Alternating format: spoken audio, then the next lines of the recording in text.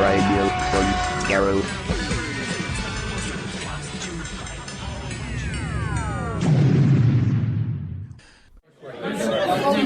All right, we're at Network 66. It's a room party at Gallifrey 1, the 23rd. Network 23. Gallifrey 1's. Yeah, I know. 23. It's really just Gallifrey. It's Galley. It's Galley. And this is a Podscest edition of, well, all of our podcasts. So we're not going to give it one name. We'll put it out on the Doctor Who Podcast Alliance feed.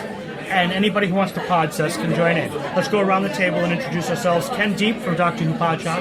I'm Steven from Radio Free Skaro. Daisy from the Sonic Toolbox.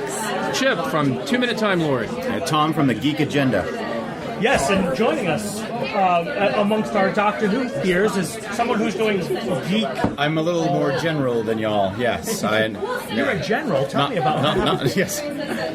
General disarray. Not so much with the narrowcasting with me, but I do enjoy me some Who, so. I just watch one TV show, but I watch it very well. And with the ladies' point of view. Yes, we are an all-girl podcast, mostly about Doctor Who. We tend to rabbit chase about all sorts of other geeky stuff. Hooray. Hooray. We're a Doctor Who podcast that focuses on the production side of things, but has sort of been drifting into the mainstream a little bit. Like talking to Camille Kaduri, which I wouldn't have dreamed of doing 5 years ago. When we started. And you were quite enamored. She brought out the sexy. Oh, she was lovely, wasn't she? How beautiful. Amazing. Yeah. Yes. She's awesome. I was in the back of the hall, and even from back there, it was like... Yes. She shone brightly. And by the way, a fantastic job today. Oh, you're too kind, Ken. You guys were great. Chip was the highlight of our show, I dare say. That was beautiful. The three who ruled. Now, just being an audio podcast, you don't get to see the fact that a girl in a bikini just rolled. And this is no joke. This is the kind of party we're having. We're right outside of the pool. We're on the first floor in the suite, and just outside the door is the pool. Yeah. And as you can hear in the background, it's a big party, and so there's a lot of background noise for a thing like this. But this is Gallifrey. Our childhood, our home. Nice one. Yes. Yeah, may I mention though that the girl in the bikini is leaning against the only female podcaster here. Yes. She's not against any of the guys are being open to me leaning on them, so I'm not. She's all mine. Anyone could put a show together with panels. Gallifrey does this. That's probably the big difference. That's why it's so much better. Because not only do you get the brilliant panels and the accessibility, I mean, the guests are wandering through the halls, you can say hello to anyone. I mean, I took my picture with William Russell today, and I had an emotional, near-tear moment, because of how much that means to me on a personal level. If you went, and no disrespect to San Diego Comic-Con, you're not having a personal moment. Unless it's with 30,000 other persons, Well, it's a trade show. San Diego's a trade show. This is a meeting place, right. And Sean Lyon, the organizer, we were talking about the ribbons. I mean, the ribbons have just been insane this year. And he says, I don't understand it. And I said, I've thought about this a lot. I think I've figured it out. It's an icebreaker. Yep. By trading a ribbon with someone you've never met before, you've suddenly struck up a conversation with someone you've never met, but you know you have a mutual interest in Doctor Who. And that's what it seems to be all about. There's so much about meeting other people who are like-minded, who are geeks, who are into Doctor Who, who know what when you say, when you hold up the keyboard and you do dialogue from the Sunmakers, people know what you're talking about. Yeah, totally. I mean, and I think sometimes it must blow Sean's mind because Galley was much smaller. Only a few years ago, and it's exploded now. And what's happening now is with parties in the lobby and ribbons and all this other stuff is that Galley's got its own culture that's sort of separate. It's separate from the programming and the panels and the stuff. It's a community that's built up. It would be nothing without the core of the convention that Sean has created, but it's also about reconnecting and making new friendships and all that other good stuff. That's what this is all about. It's funny you say that because Joshua Luke Freeman always describes this as his same time next to your friends. Yes. And so no matter what happens online in our connections, we all know that we're going to see each other back at Gallifrey, which is it's magic. I thought about this on the way down here.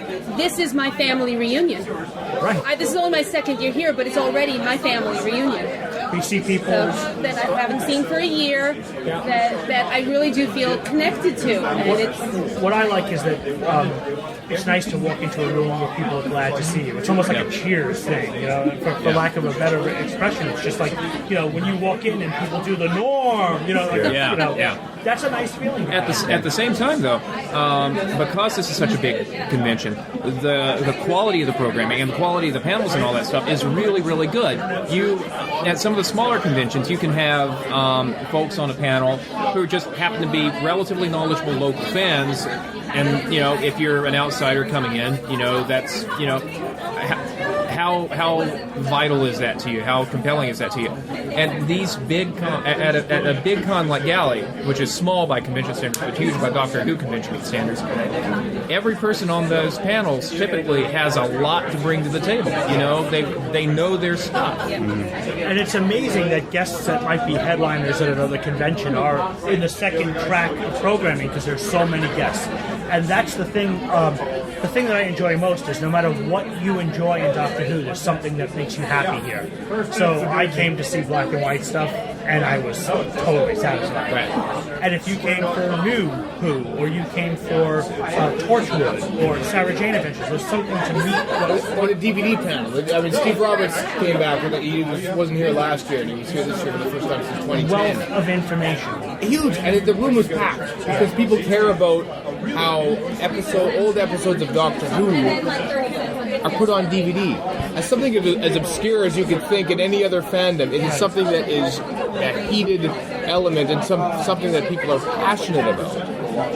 And people wanted to hear what he had to say. It wasn't necessarily something that they probably didn't necessarily know, because everything is going to come out on DVD. But to hear someone from the actual restoration team who's a fan of the show himself talk about what he's doing to preserve the history of the show that he loves, it gives such an amount of goodwill that everyone just wants to hear what he has to say. It's amazing. They've just recently delved into putting Star Trek The Next Generation on Blu-ray and doing this whole restoration. Can you name anybody who worked on it? No. There's a slight difference, and I'm not saying that's not a disrespect to them. Yeah. I'm sure at some point they will be brought out and they will have a documentary and show their pride. But Doctor Who fans know exactly who is responsible for the quality of the product that comes to them. Yeah. Well, it's a difference between the Doctor Who stuff is done by fans, for fans, and the Star Trek stuff is done by the studio for money. They know the fans will love it, but it's still for the money. Yeah. That's the difference. They get more stuff out of Blu-ray, basically. Yeah. Because that's 7 years of Blu-ray material that could easily sell and market. With Sean having the 2000 pre-reg, whatever he had this year, I was kind of thinking, there's a lot of people saying, wow, what's it going to be like this year with so many more people than they've ever had in the past? And I was thinking, well, he's had 22 years to rehearse this. The size of the convention is the only thing that's changed. The quality of the programming is the same, it just needs a bigger room. So it's not like, well, just because I need a room that has 200 people instead of 100 people, that the panels are suddenly going to be different. The quality of the materials. Another thing I like about this con is that it's not limited to Doctor Who, because there's a strong secondary programming track, local celebrities, other science fiction shows, Science fact as well. But yeah, as a geek cult generalist, there's more for you here than just that one show. Sure, and there's plenty to absorb just on the Doctor Who level, because I would have to define myself as a casual fan by con standards. But it's also been fun to see, just in the cosplay alone, seeing like random characters from other franchises and other I saw stories. Star Trek. There's a Picard wandering around somewhere, and some things like that as well. So yeah, I think even outside of just Doctor Who fandom, science fiction fandom has come to be more inclusive. And there's some people appreciate the crossovers. You know, we tease a little bit by saying about the Star Trek Blu-rays. You know, you don't know who made them, and that's not a knock on the fandom. What I'm saying is this is the pride that this particular fandom brings to the table. But we have a community of people who have similar values and similar dreams and aspirations. And I think that can be traced back to the show itself. I mean, even as sort of a bigger budget as it's been getting over this new series over the last 5 or 6 years, the show still feels curiously homemade, I think. In a way that it doesn't feel like it came off an assembly line, like so many of these things that have gone on for so long tend to do. Like they're in a studio? Yeah. It's funny you mention that, because I get that vibe from Doctor Who. It feels like an indie band as opposed to, someone on a major label. Right. Well, it is being made by fans now. That's true. Big difference, But I think that's a peculiarly American take on it, though. I don't know that. Quite possibly. We're all North Americans around this table here, but in the UK, it's still. Doctor Who fans seem to still have trouble adjusting to the fact that in the motherland it is wildly popular. Yeah. It is a phenomenon that it hasn't been since the 70s. Yeah. And even then I don't think it was this popular. And then, and it's the height of the Tom Baker era. It has surpassed that, I think. I think it's a combination of having the fan base already built in. Yeah. Classic fans were going to be curious, and new fans came to the table. And then the thing that really pushed it over the edge was David Tennant. I mean, there are dedicated David Tennant fans, and there are Doctor Who fans who like David Tennant. But you cannot deny his impact and how he pushed it. Yeah, not only David Tennant, but I think his relationship with Billy Piper and Rose, basically the 10th Doctor and Rose. I think it was a very human relationship, which might kind of almost go against the actual character of the Doctor, but I think that relationship and what it was building to in season 2, I think really cemented a lot of casual viewers. A lot of casual viewers, I think, probably sort of saw that as something to latch onto. Yeah. Well, it's the Doctor growing up. Yeah. During the classic series, he was in his childhood, his adolescence. Now he's in his teenagerhood and his early 20s. Well, as it were. Stephen Moffat called the TV movie when Doctor Who when the Doctor hits puberty. Yes, yeah, right. Exactly. His first kiss. Mm-hmm. Yeah. At least the first one that we've seen. Susan had to come from somewhere. Oh my! I discount the loom theory quite strongly. When we were watching we were there for opening ceremonies, and sitting there with a friend of mine, and he leaned over, and I thought this was an interesting difference from a lot of the more mainstream that geek culture gets. A lot of people get very protective of these sort of things, and thinking that they're going to lose their claim on it or lose what makes it special to them if too many people get involved.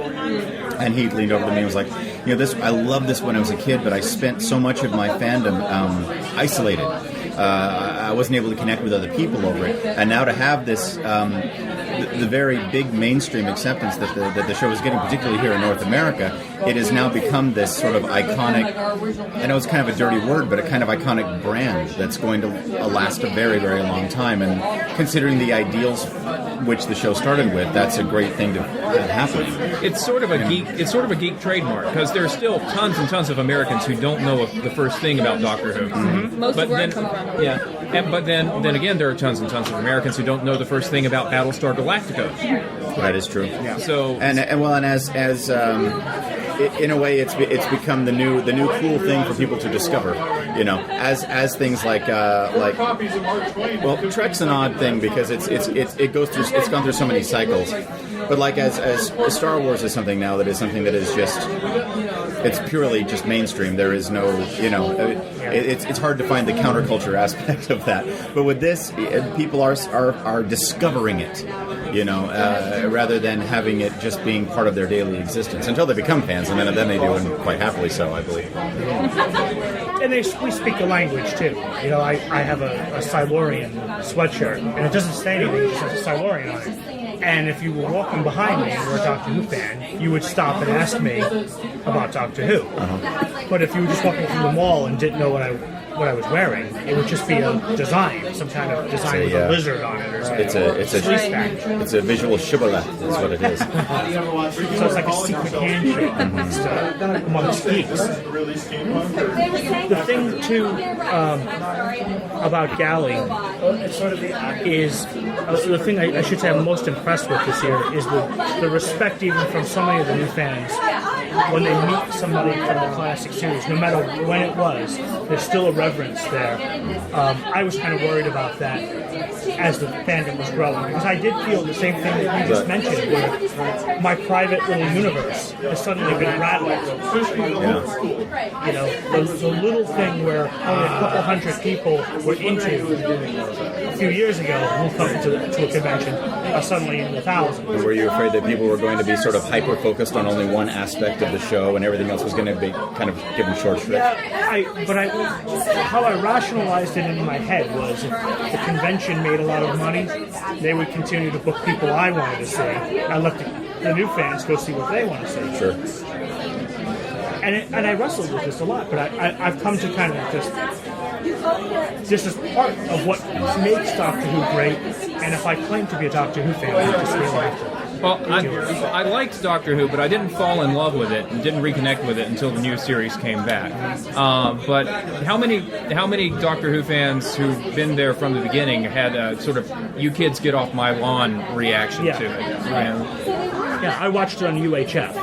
That's the way I look at it. Like, where were you with your curly little antenna? No, but it's a great unifying factor in that William Russell played Ian Chesterton, the very first episode in 1963, and Caitlin Blackwood, who played Amelia Pond, and he was 12. William Russell's 87. They're both here for the first ever convention.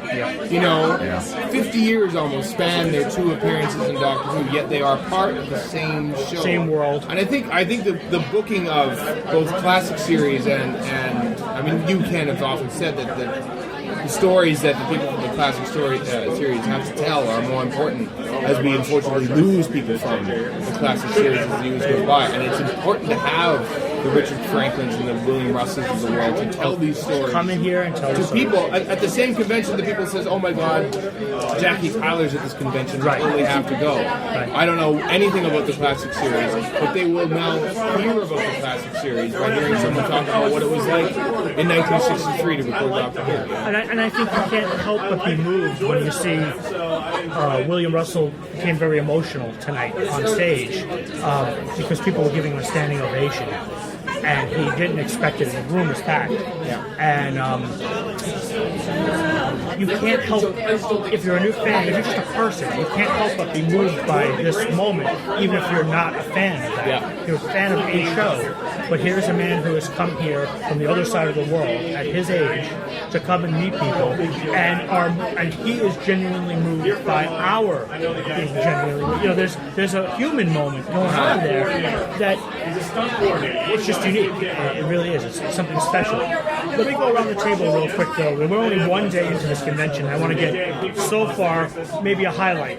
Something you picked out that you thought really is, it's just, I mean, Steven, for you, it's got to be your live show. Well, yeah, I mean, we were somehow given the slot to open the actual convention today, which was staggering. I mean, we talked to predominantly new series guests, but I mean, to talk at great length with Toby Haynes about directing Doctor Who, and you could just hear the passion and creativity in his mind when he's talking about the episodes that he's made. It's just, you know, to hear people who work on the show to have such a passion for the show and who like the show from their youth and not want to do a disservice to it by screwing it up. I think that sort of pushes Doctor Who to that next level.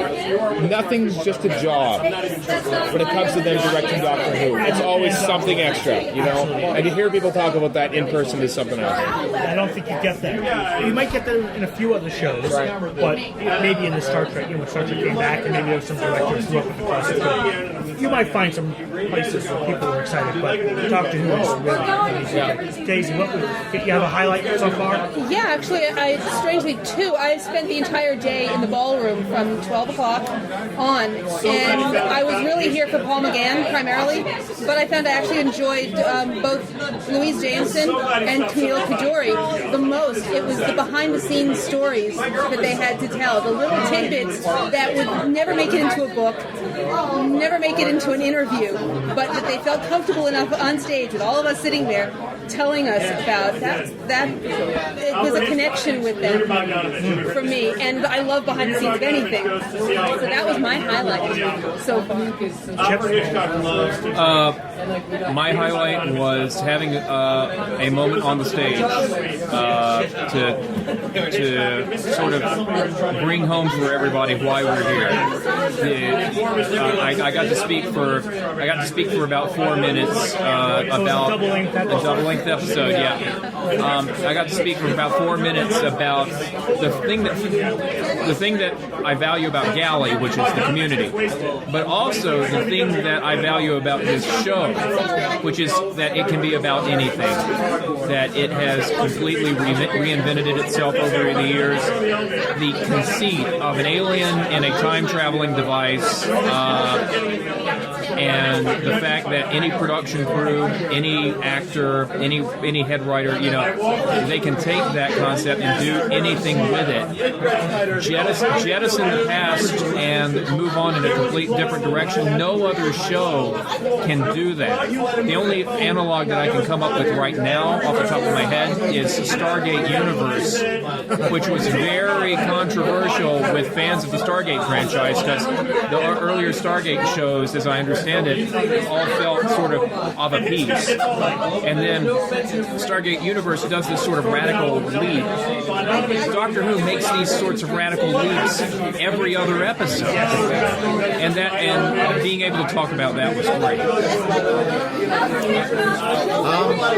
Well, I'll lay my cards on the table here. I'm a complete newbie. This is my first.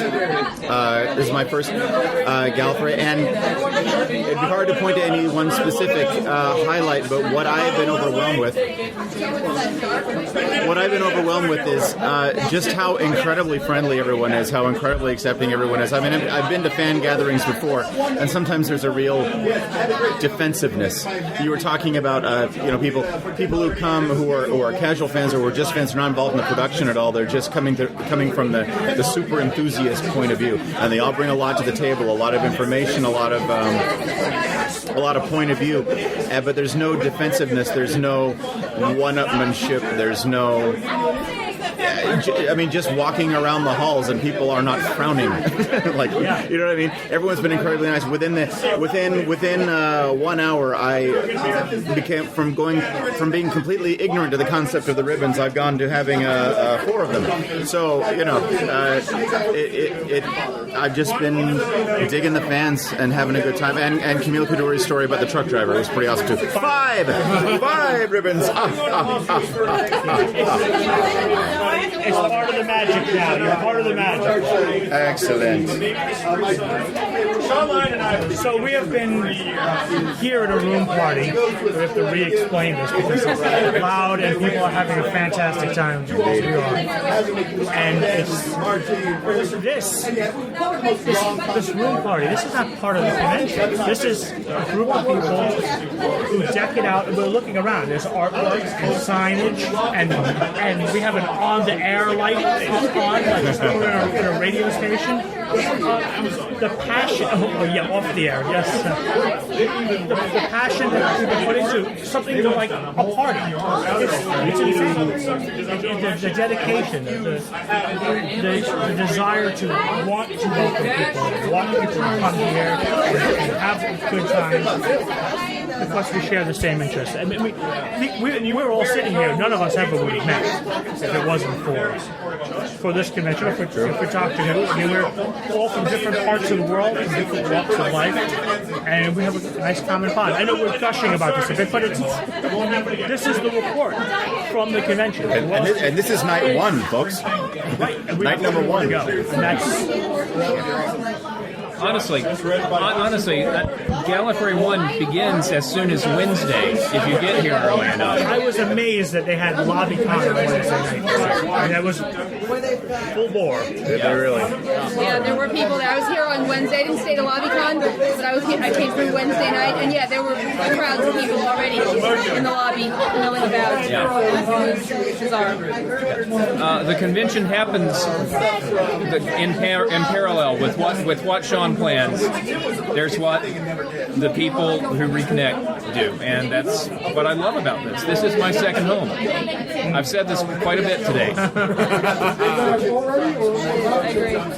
All right, well, everyone, thank you very much for joining us for our PodSesting, as you guys have coined, the Radio Free Skaro guys have coined, PodSesting by us all getting together and spending a little time networking and schmoozing and having a good time at the party. And I think there's some cocktails waiting for us. So I would like to go get one. Thank you very much. please go get 1 or 30. Maybe 1 or 30. I'd like to do that, yes. All right. Until next year at Gallifrey 24, The 50th anniversary of Doctor Who edition of the convention. it's going to be a fantastic year here. Yes, it will. Sean has scheduled to leak some things out on Sunday, I think, at closing ceremony. It's gonna happen. Yeah, I think people will start buying their tickets pretty quickly. It might happen. It might happen. All right. Cheers, everybody. Cheers. Cheers. Bye. Good night.